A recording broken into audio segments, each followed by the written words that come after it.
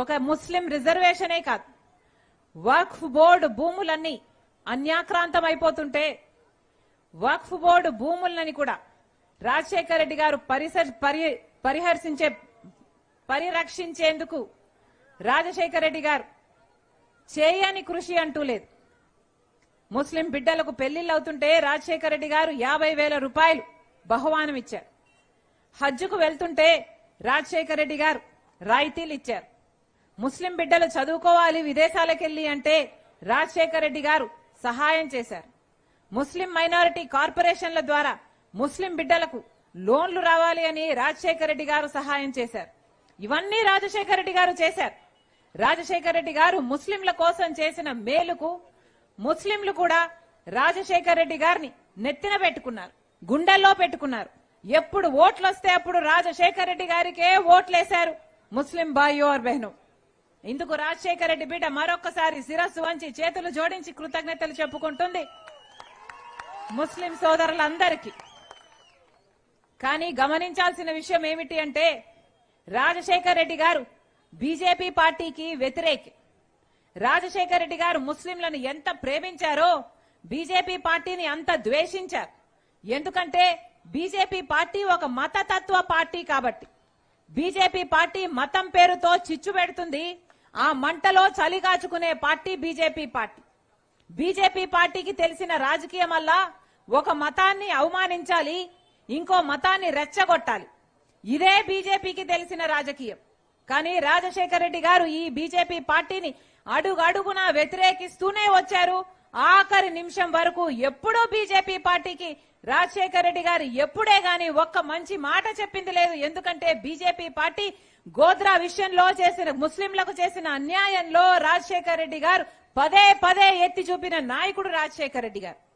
కానీ రాజశేఖర రెడ్డి గారి కొడుకు జగన్మోహన్ రెడ్డి గారు, మరి జగన్మోహన్ రెడ్డి గారు బీజేపీ పార్టీకి ఎందుకు బానిస అయ్యారో జగన్మోహన్ రెడ్డి గారు ముస్లిం సోదరులకు సమాధానం చెప్పాల్సిన అవసరం ఉందా లేదా?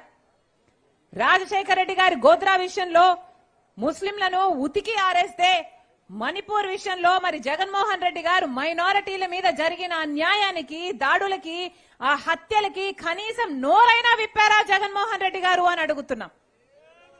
మరి జగన్మోహన్ రెడ్డి గారు రాజశేఖర రెడ్డి గారు ఆశయాలను కాపాడుతున్న వాడు ఎలా అవుతాడు? రాజశేఖర రెడ్డి గారి వారసులు అని చెప్పుకుంటున్న జగన్మోహన్ రెడ్డి గారు మరి కనీసం రాజశేఖర రెడ్డి గారి మాటకు కూడా ఆయన విలువగా ఇవ్వకపోతే మరి రాజశేఖర రెడ్డి గారి ఆశయాలను నిలబెట్టిన వాడు అవుతాడో లేదో జగన్మోహన్ రెడ్డి గారు ముస్లిం భాయో బహనో సబ్కు సోచనా చాయి.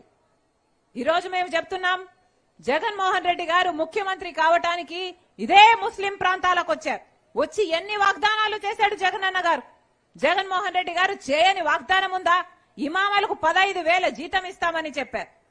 ముస్లింలు ఎవరన్నా చనిపోతే ప్రమాదవశాత్తు బీమా కోసమని 5 లక్షల రూపాయలు ఇస్తామని చెప్పారు. ముస్లిం బిడ్డల పెళ్లిళ్లైతే 1,00,000 రూపాయలు ఇస్తామని చెప్పారు. ముస్లిం బిడ్డలు ఫారెన్ వెళ్లి చదువుకోవాలంటే 5 లక్షలు ఇస్తామని చెప్పారు. ముస్లిం బ్యాంక్ అని చెప్పారు. ముస్లింల కోసము రిజర్వేషన్ బేసిస్ లో నామినేటెడ్ పోస్టులకు కూడా అవకాశం కల్పిస్తామన్నారు. ఒక్కటంటే ఒక్క మాటైనా నెరవేర్చారా ముఖ్యమంత్రి జగన్మోహన్ రెడ్డి గారు? ముస్లింల కోసం ఇచ్చిన మాటలలో ఒక్కటంటే ఒక్కటి కూడా నెరవేర్చలేదు. ఈరోజు కాంగ్రెస్ పార్టీ ముస్లింలను ఆదరించే పార్టీ. ఈరోజు కాంగ్రెస్ పార్టీ ముస్లింల పక్షాన, మైనారిటీల పక్షాన, క్రిస్టియన్ల పక్షాన అట్టడుగునున్న ప్రతి వర్గానికి అండగా నిలిచిన ఏకైక పార్టీ కాంగ్రెస్ పార్టీ.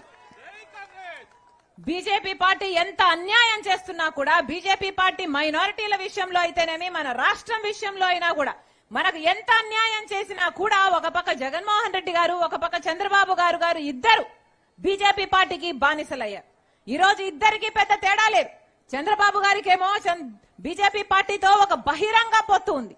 జగన్మోహన్ రెడ్డి గారికేమో అదే బీజేపీ పార్టీతో ఒక రహస్య పొత్తు ఉంది. అంతే, ఇద్దరికి పొత్తులున్నాయి. దొందే ఇద్దరు బీజేపీ పార్టీకి బానిసలైపోయారు. ఎందుకు అని అడుగుతున్నా. బీజేపీ పార్టీ మన రాష్ట్రానికి ఏం చేసిందని బానిసలయ్యారు వీళ్ళిద్దరు అని అడుగుతున్నాం. బీజేపీ పార్టీ మనకేమన్నా స్పెషల్ స్టేటస్ ఇచ్చిందా? 10 సంవత్సరాలు స్పెషల్ స్టేటస్, ప్రత్యేక హోదా ఇస్తామన్నారే. మనకు ప్రత్యేక హోదా ఇచ్చింటే ఒక్కొక్క నియోజకవర్గంలో 100 కొత్త పరిశ్రమలు వచ్చేవి. ఎంత అభివృద్ధి జరిగేది, ఎన్ని ఉద్యోగాలు వచ్చాయి మన బిడ్డలకు. బీజేపీ పార్టీ స్పెషల్ స్టేటస్ ఇవ్వలేదు. అయినా కూడా చంద్రబాబు గారు, జగన్మోహన్ రెడ్డి గారు అదే బీజేపీ పార్టీకి బానిసలుగా మారారు.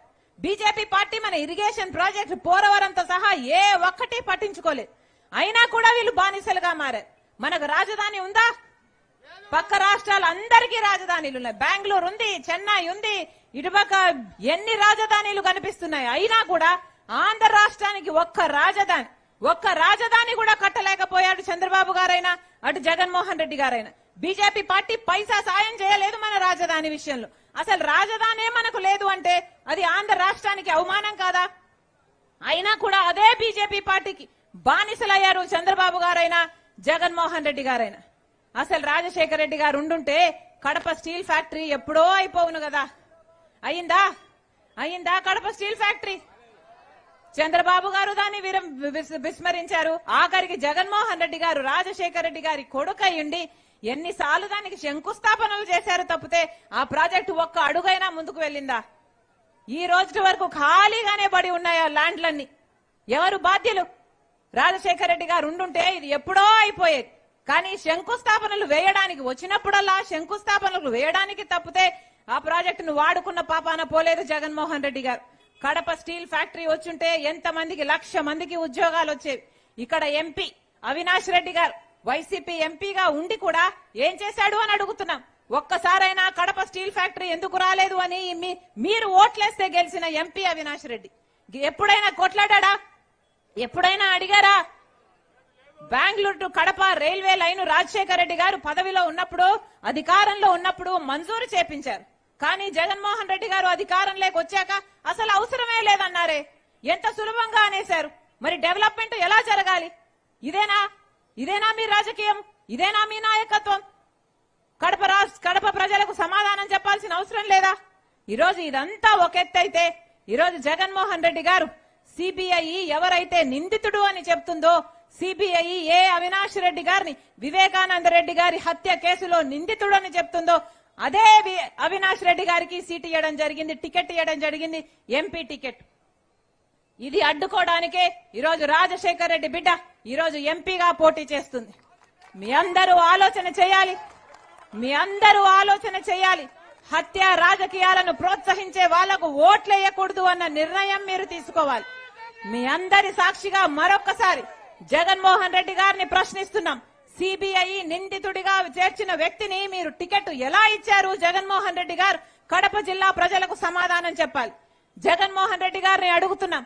వివేకానంద రెడ్డి గారు చచ్చిపోతే ఆ టీవీలన్నీ ఆ రోజంతా హార్ట్ అటాక్ అని చెప్పారే, అసలు ఇల్లంతా రక్తం ఏర్లై పారిందే, ఎందుకు చెప్పింది సాక్షి టీవీ ఆ హార్ట్ అటాక్ అని? జగన్మోహన్ రెడ్డి గారు ఇంతవరకు సమాధానం చెప్పలేదు. జగన్మోహన్ రెడ్డి గారు సమాధానం చెప్పాలి.